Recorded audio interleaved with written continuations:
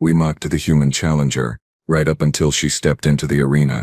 3 minutes later, our undefeated champion was unconscious and our entire galaxy was terrified. I have been doing this job for 17 cycles now, and I have seen some absolutely ridiculous things in my time as the primary commentator for the Galactic Combat Championships. I have watched a Crenarian tear through solid titanium plating with nothing but his mandibles. I have seen a Velcorian priestess redirect kinetic rounds using what she claimed was pure meditation, though I suspect there was some telekinetic cheating involved. I have even witnessed, may the ancestors forgive me, the legendary match where Thorax the Unbreakable fought for 6 straight hours without taking a single breath. That was mostly boring, if I am being honest, but impressive nonetheless. But nothing, and I mean nothing, could have prepared me for what I am about to tell you.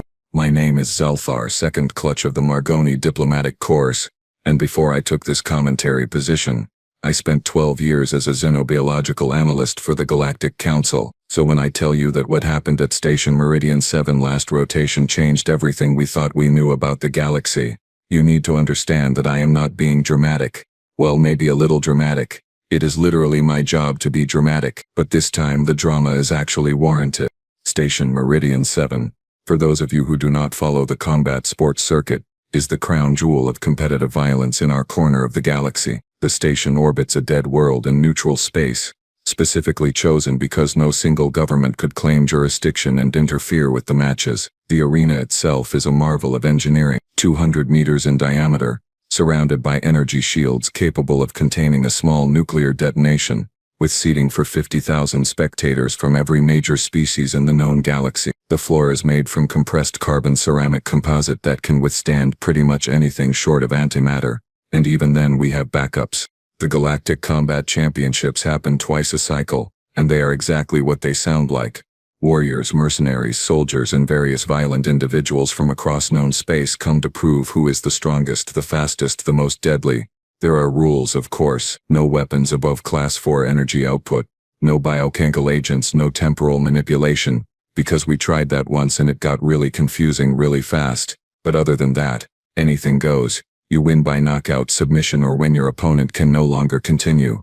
Simple, brutal, extremely popular. The prize? 10 million credits, a championship belt made from auric crystal, and more importantly bragging rights that extend across 300 colonized systems. Winning the championships means job offers from every military contractor in the galaxy, endorsement deals, and the kind of respect that opens doors even in the most exclusive establishments. It is a big deal is what I am saying. Now, our reigning champion at this particular tournament was a walking nightmare named Kravik the Destroyer. Yes, he actually went by that name. No, it was not ironic. Kravik was a Thraxian, which for those not familiar with that particular species, means he stood roughly 4 meters tall, possessed 4 arms, each capable of lifting half a ton, and had bone plating thick enough to stop armor-piercing rounds. His skin was a dark purple that looked almost black under the arena lights, and his eyes glowed this unsettling orange color that made you instinctively want to run in the opposite direction. Kravik had held the championship for 3 consecutive tournaments. He had defeated 47 challengers during that time.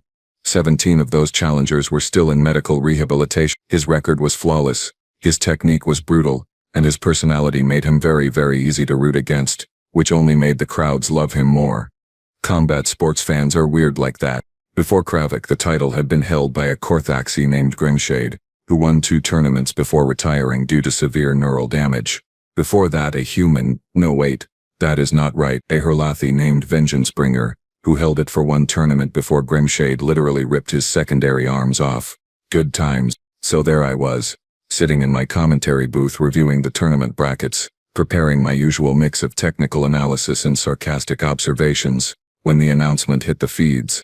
A new challenger had registered. Species: human.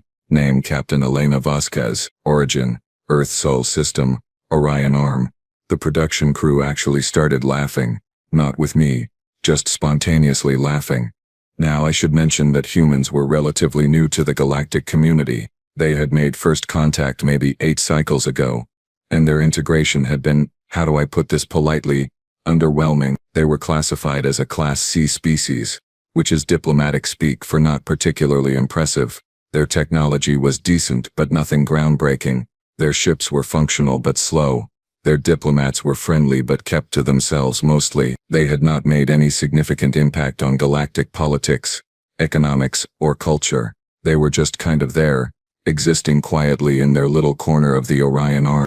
The general assessment was that Earth was a low-gravity world, based on preliminary scans and the fact that humans seemed kind of fragile compared to most spacefaring species.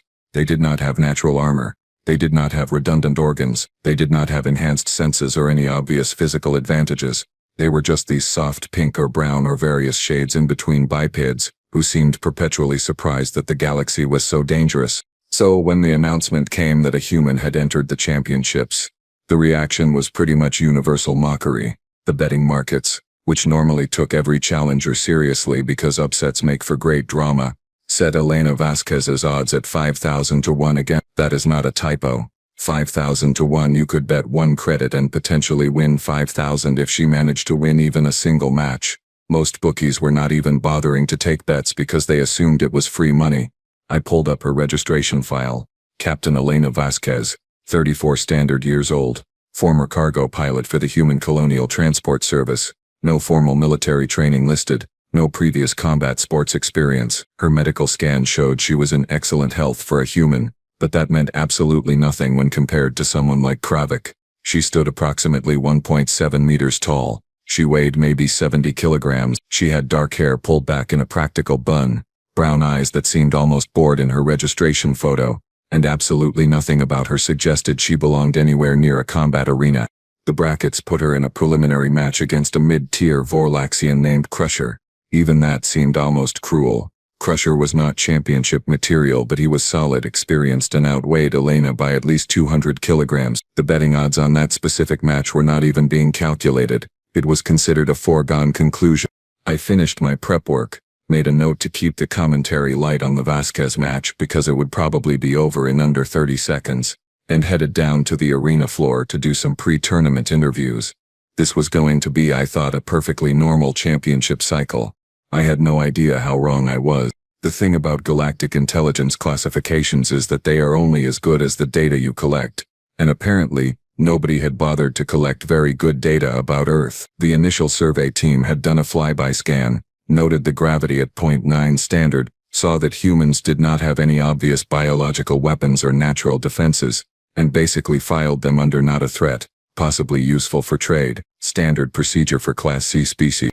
What nobody had apparently considered, and this still baffles me, is that maybe, just maybe, you should do more than a surface scan before making assumptions. But no, we had centuries of protocol and classification systems, and they had never steered us wrong before, so why start questioning them now? I am being sarcastic in case that was not clear. I am very good at sarcasm. The assumption was simple. Low gravity world equals weak species. It was basic evolutionary logic. Species adapt to their environment. Lighter gravity means less resistance, which means less muscle development, which means physically inferior specimens. We had dozens of examples across the galaxy that supported this theory. The Philexians from their 0.6 gravity homeworld could barely function in standard gravity without assistance. The Tremori needed exoskeletons just to walk around most stations. It made perfect sense. Except, as it turned out, Earth was not a low-gravity world. But I am getting ahead of myself. I made my way down to the preparation rooms about an hour before the tournament started. These rooms were basically reinforced cells where the fighters could warm up, mentally prepare, and occasionally trash-talk each other through the walls. The rooms were monitored, of course, because we had learned the hard way that some species considered pre-fight assassinations to be a legitimate strategy. Elena Vasquez was in room 7. I pulled up the camera feed on my datapad, expecting to see her panicking, praying to whatever gods humans believed in, or maybe trying to figure out how to forfeit without losing too much dignity. Instead, she was doing push-ups, just regular push-ups, in full standard gravity like it was nothing. She had been at it for 20 minutes, and she was not even breathing hard. I counted. She did 500 before she stopped, stood up, rolled her shoulders, and took a sip of water. Her expression was calm. Not fearless exactly. More like someone waiting for a shuttle that was running slightly late. Mildly inconvenienced at worst. In the next room over, Crusher was smashing his fists against a practice dummy, roaring about how he was going to rip the tiny human apart. In room 12, Kravik was sitting in meditation, which somehow seemed more terrifying than if he had been raging. In room 3, a Scarothi fighter named Fang was literally sharpening her claws on a grinding stone. Everyone was preparing in their own way. And then there was Elena just standing there stretching her neck from side to side like she was about to sit down for a boring office job. The other fighters had noticed the human, of course. Word spreads fast in the prep area. I watched on the monitors as Crusher banged on the wall separating his room from Elena's. His translator picked up his words clearly. "Hey, human. I promise to make it quick. Nothing personal, but you really should not be here." Elena did not respond. She just continued her stretching routine.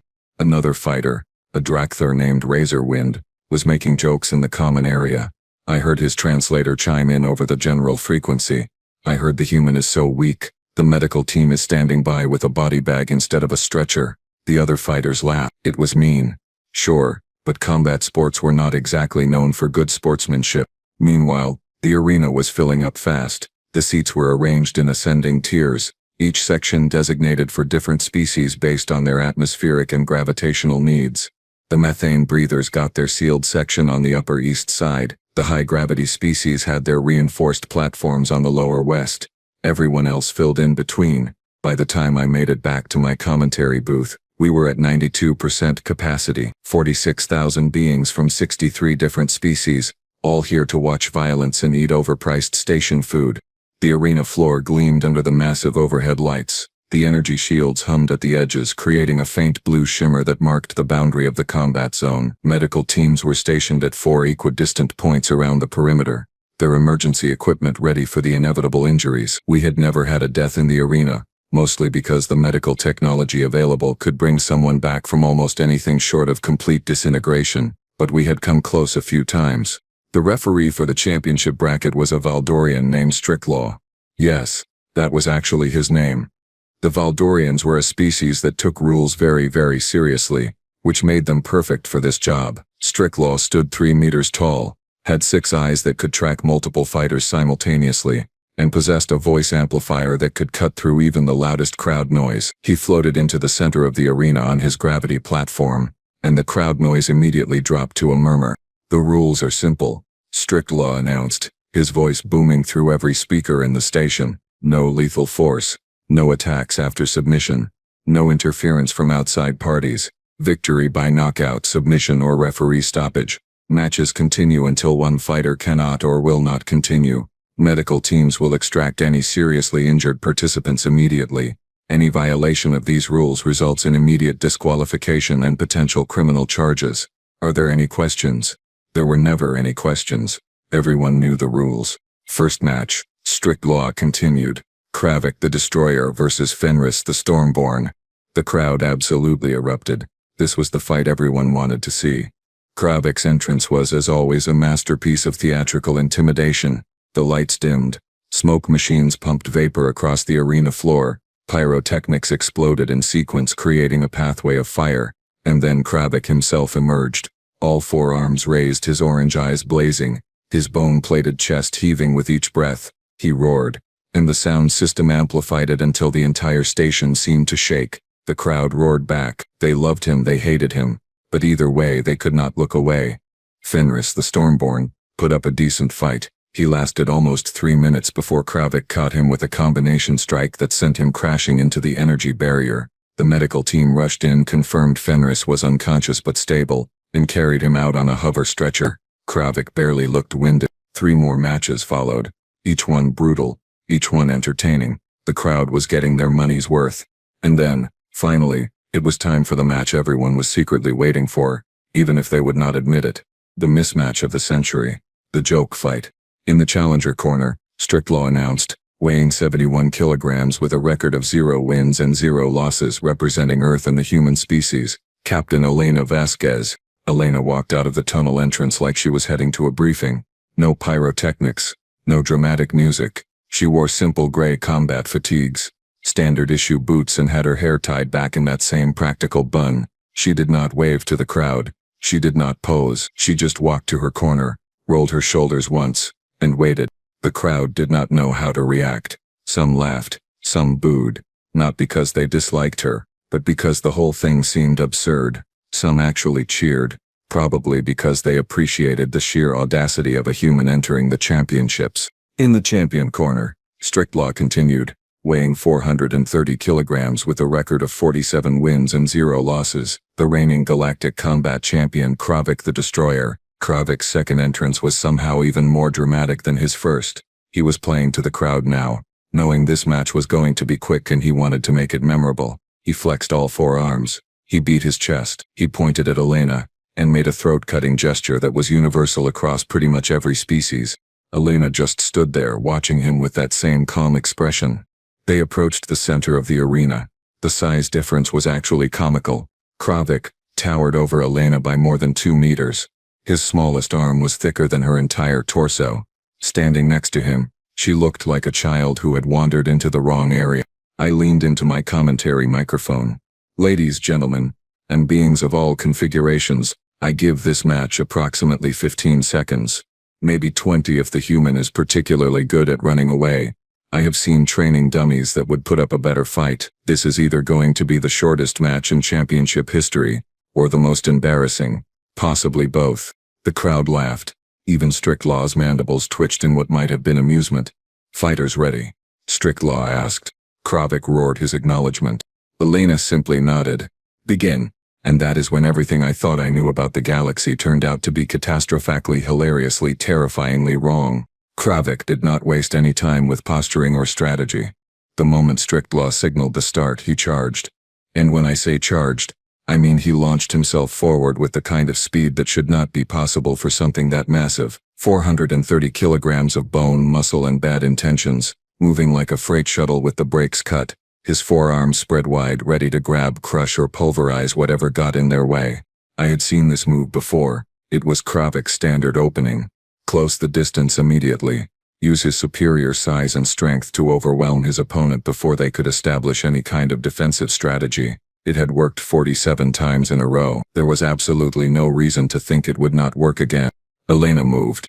Not backward, which would have been the smart thing to do. Not to the side, which would have bought her maybe 2 extra seconds. She moved forward, ducking under Kravik's outstretched arms and sliding past him with a speed that made my eyes hurt trying to track it. One moment she was directly in front of him. The next she was 3 meters behind him, turning to face his back. The crowd made a collective sound of surprise. So did I, if I am being honest. Okay, I said into my microphone, keeping my voice steady despite my confusion. That was lucky. Pure luck. Caught him off guard. It will not work twice. Except it did work twice. And then 3 times and then 4. Kravik spun around, roaring in frustration, and threw a combination punch that would have shattered reinforced concrete. Elena swayed backward, and I swear by my ancestors the first punch missed her face by maybe 2 centimeters. The second punch missed by even less. The third punch hit nothing but air because she had already ducked and moved again. She was not running away, which would have made sense. She was just staying exactly out of reach, moving with this smooth, efficient grace that made it look almost choreographed. Impossible, I muttered, forgetting my microphone was live. She should not be that fast. Humans are not that fast. Kravik thought the same thing apparently. His orange eyes were narrowing, his movements becoming more calculated. He stopped charging recklessly and started herding her toward the edge of the arena, cutting off her escape routes. Smart fighter. Our champion. Brutal. But not stupid. He reached for his equipment belt and drew his kinetic hammers, one in each of his upper arms. These were Class 3 weapons, perfectly legal under tournament rules, essentially handles attached to gravitational field generators that could increase their impact force by a factor of 10. Kravik had used them to crack Adrenathi's shell armor in a previous match. The sound of that impact still gave me nightmares. He swung both hammers in a crossing pattern, too fast for most beings to even perceive. Elena dropped flat to the arena floor, letting both weapons pass over her, then rolled sideways as Kravik brought them down in an overhead smash that left a crater in the carbon ceramic surface. That should not have been possible either, by the way. That floor was rated to withstand impacts up to Class 5 energy output. Kravik had exceeded the manufacturer's specifications, and nobody seemed concerned except the station maintenance crew. The crowd was starting to make different sounds now. The laughter had stopped. The boos had turned into confused murmurs. People in the stands were leaning forward, trying to figure out what they were watching. This was not going according to script. The human was supposed to be broken and bleeding by now, not dancing around like she had been doing this her entire life. Elena still had not thrown a single punch. She had not attempted any kind of offensive move at all. She was just dodging, weaving, staying mobile. Her expression had not changed. She looked focused, sure, but not scared, not even slightly worried. It was like she was studying him, learning his patterns, treating this like a training exercise rather than a fight for her life. Kravik was breathing harder now, which was unusual. His species had incredible stamina, but he had been throwing full-power strikes for almost 2 minutes straight and every single one had missed. That takes a toll both physically and mentally. I could see his frustration building, see him getting angrier with each missed attack. Enough, he roared, dropping his hammers and reaching for his gauntlets. Oh no. Oh, this was bad. The crowd recognized what he was doing, and the noise level jumped immediately. Half the audience was cheering, the other half was shouting concerns to Stricklaw, who was watching carefully but not interfering. Technically, plasma gauntlets were Class 4 weapons, which put them right at the upper limit of what was allowed. Kravik activated them, and both gauntlets began glowing with that distinctive blue-white plasma energy. These were his signature weapons, the tools that had won him his championship. The gauntlets worked by generating contained plasma fields around his fists, superheating the air to temperatures that could melt through most known materials. More importantly, they could project that plasma as a ranged attack, a bolt of pure energy, traveling at near light speed, with enough force to punch through armor plating. This attack had never been blocked. Not once. Not ever. The best any fighter had managed was to dodge, and even then the radiant heat alone had caused severe burns. 2 fighters had been killed by this attack in unofficial matches before the championships implemented their medical protocols. It was devastating. It was terrifying, and Kravik knew it. He squared up, planting his feet, and began charging the gauntlets to full power. The blue-white glow intensified, becoming almost painful to look at. Arcs of plasma energy danced between his fingers. The air around him shimmered with heat distortion. The energy shields at the edge of the arena automatically reinforced themselves, recognizing the threat level. Elena finally stopped moving. She stood still, watching him charge up, and for the first time since the match started, she shifted her stance. Nothing dramatic. She just planted her feet shoulder-width apart and raised her right hand, palm out, like she was telling him to stop. Kravik grinned, showing all his teeth. Big mistake, little human. He thrust both arms forward, and the plasma gauntlets released their stored energy in a focused blast. Twin bolts of superheated plasma, converging on Elena's center mass, moving so fast that they were barely visible as anything other than streaks of light. The sound was like thunder compressed into a microsecond. The heat bloom was enough to make the nearest spectators flinch back even behind their protective barriers. Everything seemed to slow down in that moment. I could see the plasma bolts crossing the distance. I could see Elena's hand, still raised, still steady. I could see Kravik's triumphant expression. I could hear 46,000 beings collectively holding their breath. And then, Elena caught the plasma blast. Not deflected, not dodged it, caught it, with one hand.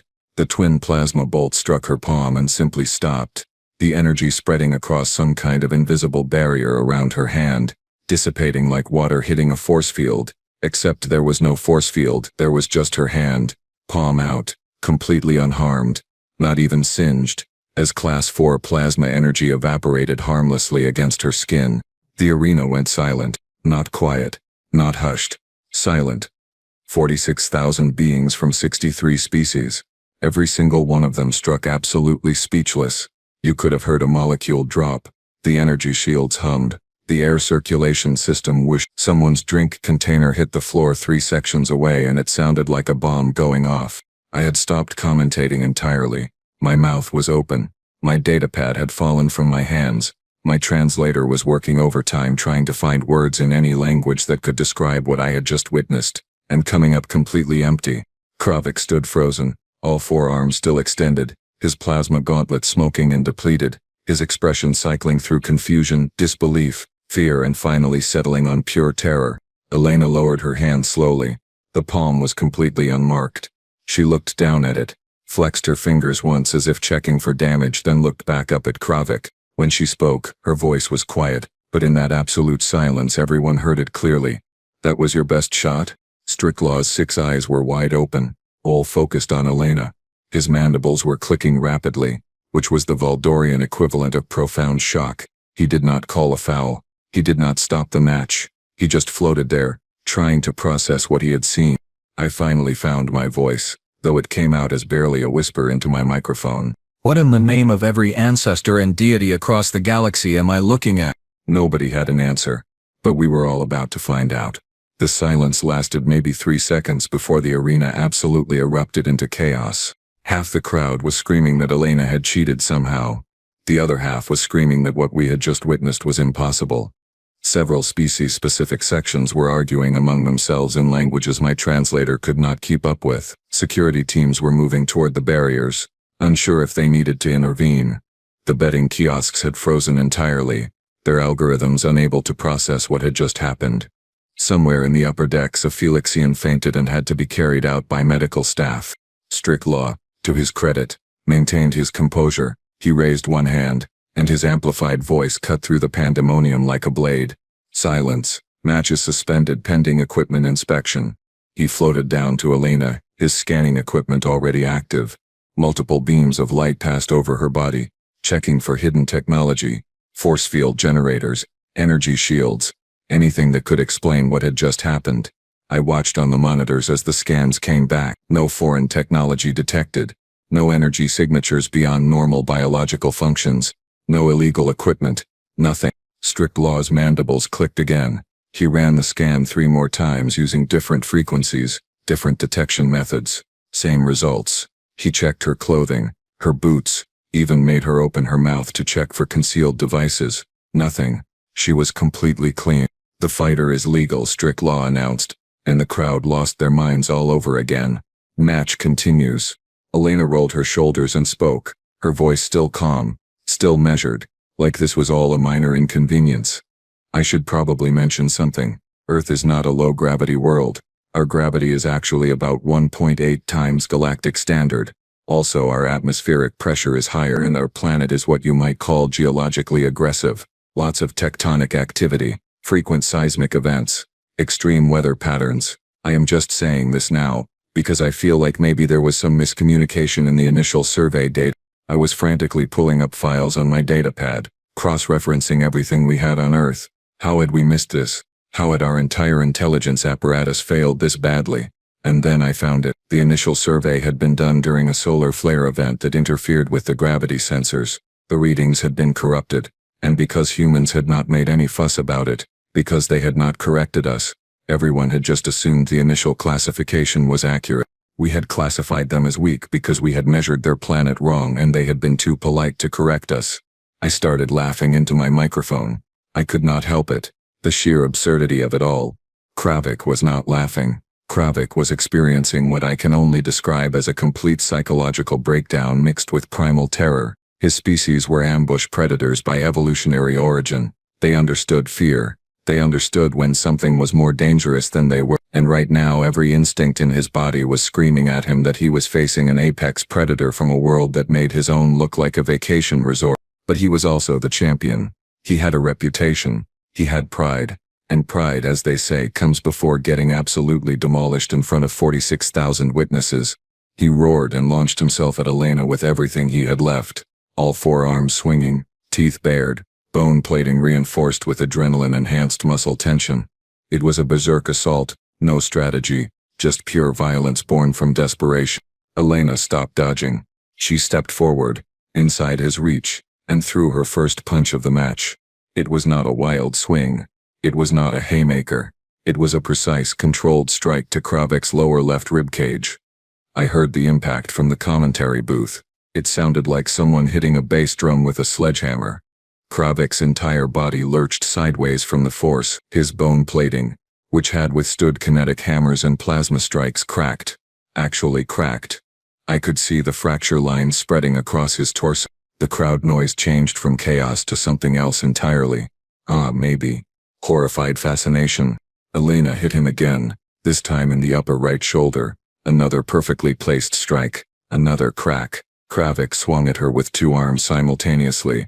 She blocked both with her forearms, and I swear I heard his wrist joints creak from the impact.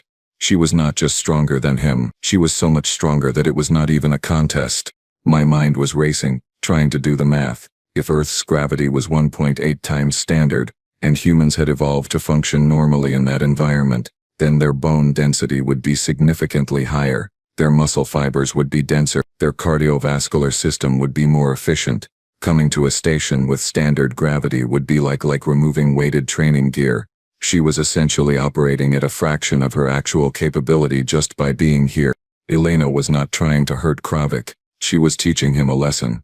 Every strike was controlled, calculated to cause pain and damage but not permanent injury. She could have ended this in one hit. She could have put her fist through his chest cavity if she wanted. Instead, she was systematically dismantling him, showing him exactly how outmatched he was. Kravik tried to grab her. She broke his grip by simply flexing her arms. He tried to tackle her. She stopped his momentum with one hand on his chest and pushed him backward so hard he slid 3 meters across the arena floor. He activated his backup plasma gauntlet, the one he kept for emergencies. She grabbed his wrist, squeezed until the gauntlet's casing cracked and yanked it off his arm before tossing it out of the arena. All around me, I could hear other commentators and analysts frantically researching Earth. Data pads were lighting up across the press section. People were pulling up geological surveys, atmospheric composition reports, biological assessments. The truth was spreading through the crowd like a virus. Earth was not a garden world. Earth was a nightmare planet where everything was heavier, denser, more violent than galactic standard, and humans had evolved to thrive there. I leaned back into my microphone, my voice a mix of amazement and sarcasm. So, just to recap for everyone at home, our galactic intelligence services, which are supposed to be the best in known space, somehow managed to completely misclassify an entire species because of a faulty sensor reading. We have spent 8 cycles assuming humans were weak, when in fact they are walking tanks from a high-gravity death world. This is fine. Everything is fine. I am sure this will not have any diplomatic ramifications whatsoever. The crowd was fully invested now. The boos had turned to cheers. People were chanting Elena's name, or at least trying to pronounce it correctly. The betting markets had crashed entirely, unable to calculate odds for a situation they had no reference for. Kravik made one final desperate move. He pulled out a neural disruptor which was definitely illegal, Class 7 contraband that could scramble brain function across multiple species. Strict law saw it and immediately signaled a foul, but before he could intervene, Elena moved. She closed the distance in less than a second, caught Kravik's arm before he could activate the device and delivered a single precise uppercut to his jaw. The sound echoed through the arena like a gunshot. Kravik's eyes rolled back. His massive body went completely limp. He fell backward and hit the arena floor with a crash that shook the entire structure.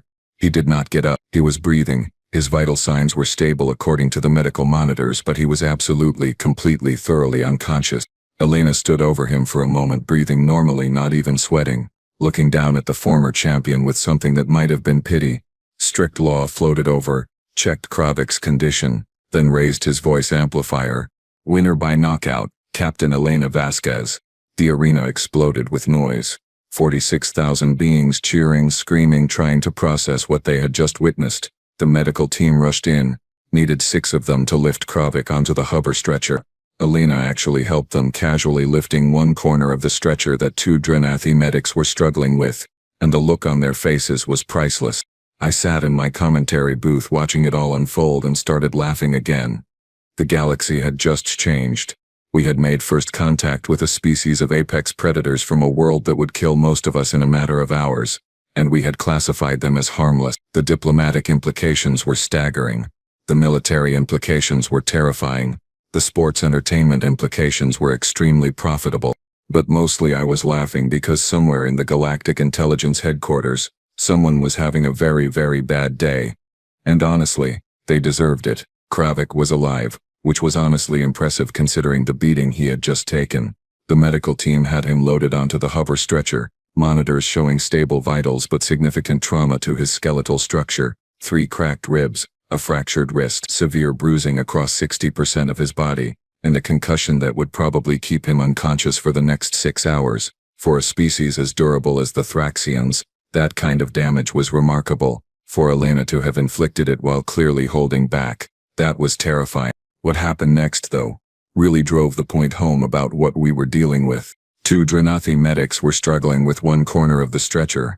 Kravik weighed 430 kilograms, and even with the hover assist technology, Maneuvering that much mass required effort. Elena noticed, walked over and casually lifted the entire corner they were struggling with, using one hand, while asking if they needed help getting him to the medical bay. The Drenathi just stared at her. One of them dropped his medical scanner. Elena smiled politely, adjusted her grip and helped them guide the stretcher through the arena exit like she was carrying a bag of groceries instead of a massive unconscious warrior. The arena was still processing what had happened. People were sitting in their seats talking in hushed tones, replaying the match on their personal devices, trying to figure out if they had actually seen what they thought they had seen. The answer was yes, but accepting that answer required fundamentally rethinking a lot of assumptions about the galaxy and humanity's place in it. I sat in my commentary booth watching the crowd, and felt my own understanding of galactic order shifting in real time. This was not just about a surprising tournament result. This was about realizing that we had made a catastrophic error in judgment, and that error had implications that would ripple through every level of galactic society. Think about it from a political perspective. For 8 cycles, Earth had been treated as a minor player. They had been given limited trading rights, restricted access to certain technologies, minimal representation in Galactic Council proceedings. Why? Because we thought they were weak. We thought they needed our protection, our guidance, our benevolent supervision. Turns out, they had been operating under restrictions, while being physically superior to pretty much every species they had encountered. They had been polite about it, diplomatic, patient, but that patience probably had limits. Earth was not some backwater low-gravity world that got lucky with technological development. Earth was a high-gravity crucible where everything was heavier, denser, more dangerous than galactic standard. Their gravity was 1.8 times what most spacefaring species considered normal. Their atmospheric pressure was higher. Their weather patterns were extreme.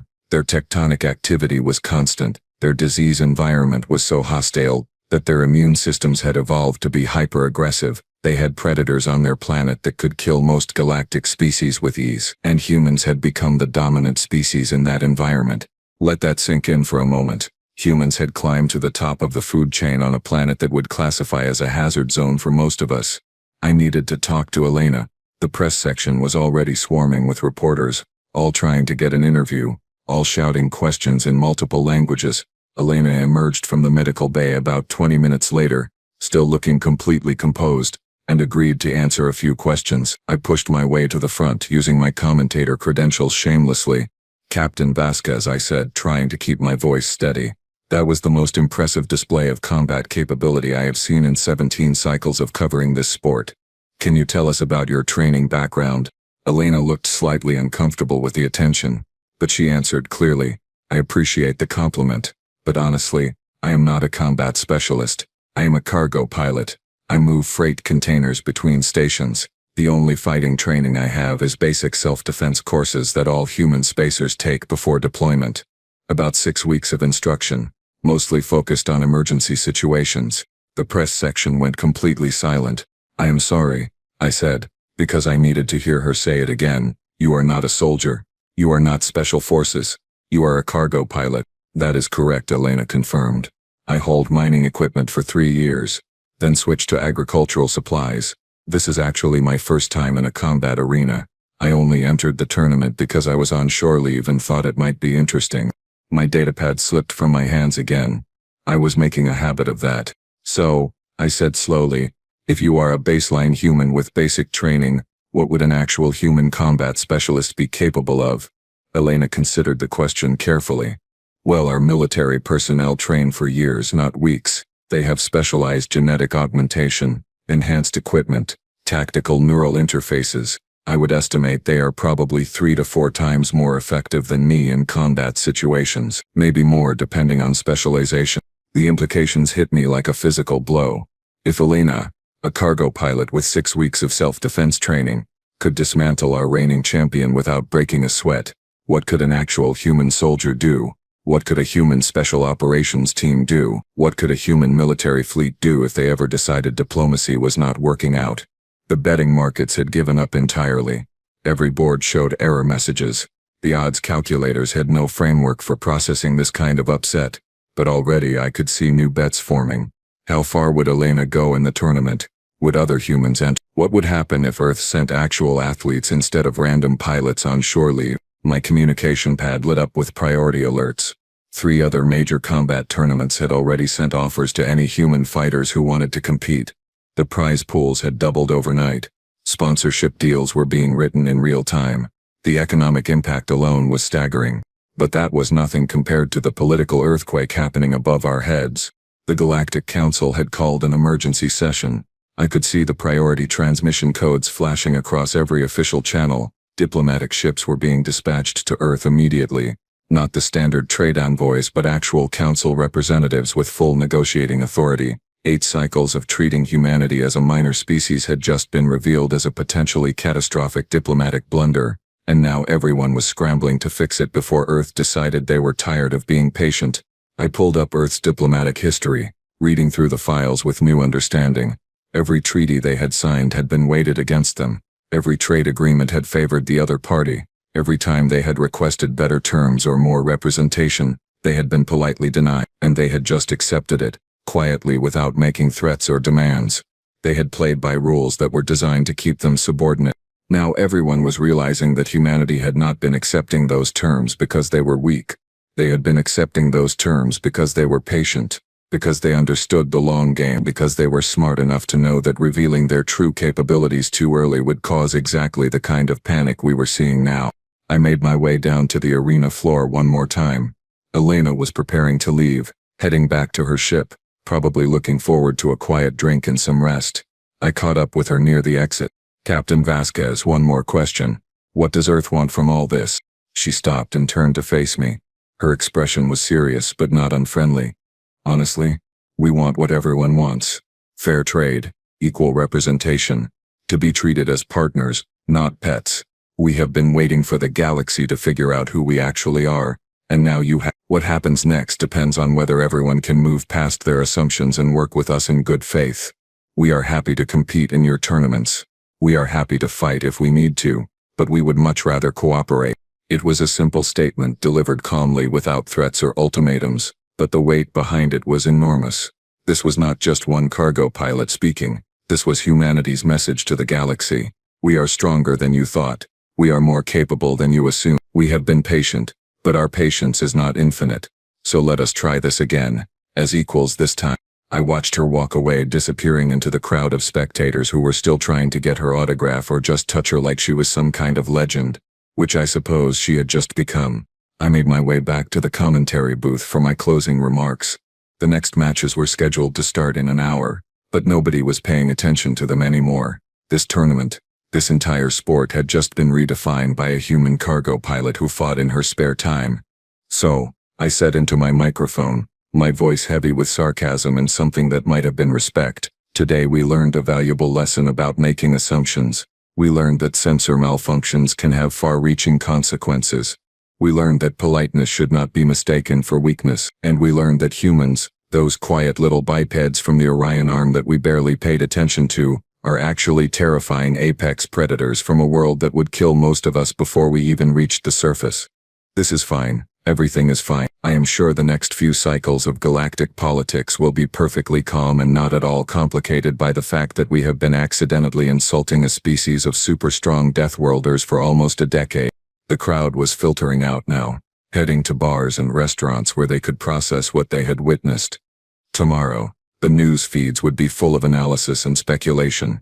Diplomatic channels would be burning with urgent communications. Military strategists would be reassessing threat projections. Trade negotiators would be rewriting contracts. The galaxy had just changed. Not because of a war or a discovery or some cosmic event, because a human woman had decided to enter a fighting tournament on her day off, and had casually demonstrated that everything we thought we knew was wrong. I signed off, closed down my equipment, and sat in the darkness of the booth for a few minutes just thinking. Despite everything, despite the chaos and the panic and the scrambling, I felt oddly excited. The galaxy had been getting predictable, the same species dominating the same sectors, the same power structures playing the same games, and now, suddenly, there was a new player, a species we had underestimated so badly that the mistake itself was almost impressive. Humanity had arrived on the galactic stage, not with conquest or threats but by simply showing us who they actually were, and I had a feeling we were going to spend the next few decades figuring out what that meant. But hey, at least the tournaments were going to be a lot more interesting from now on.